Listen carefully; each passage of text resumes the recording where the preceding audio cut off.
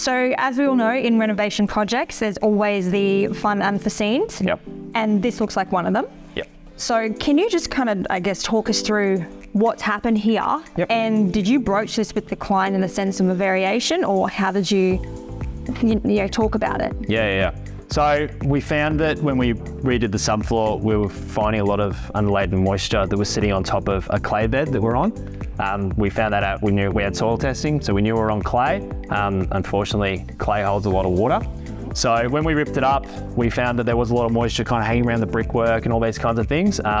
There was a very wet spring, so now we need to bring in, instead of kind of passive ventilation that a lot of our homes have, we now need to bring in mechanical ventilation. So in the way of, we're going to install an inline fan just under here. We're going to have a hatch so it can be serviceable, and then we're going to pull ducts throughout the entire home that will draw in that moist air and vapor and push it out into the outside of the building. So so hopefully that manages the moisture underneath. Absolutely. And then in terms of presenting that to the client, did you run that through the Buildxact variation system and that functionality of that? Yeah, absolutely. I mean, all variations start with a super honest conversation.